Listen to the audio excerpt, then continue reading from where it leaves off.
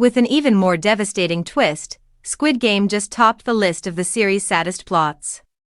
The last 5 episodes of Season 3 of Squid Game, a popular dystopian South Korean drama produced by Hwang Dong-hyuk and available on Netflix, start up just after the players' uprising has been put down.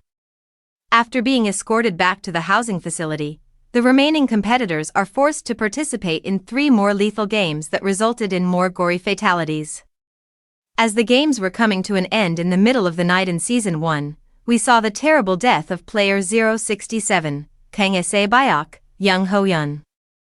Player 390, Young Bae, Lee Seo-won, was brutally murdered in Season 2, and Player 456, Song Ji-hun, Lee Young-jae, suffered as a result.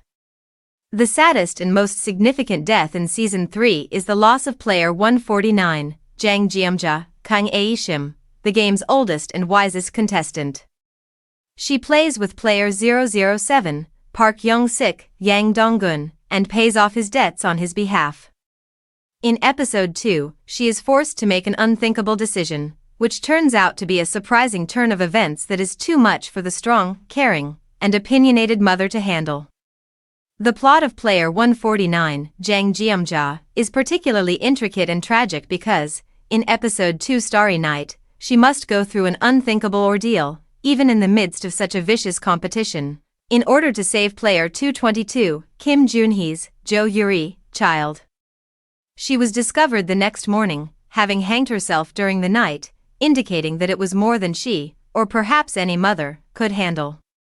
The rest of the players, especially 222 and 456, are silent as they watch her as the lights come up, which clearly conveys the weight of her protecting presence and what was lost when she made that terrible choice.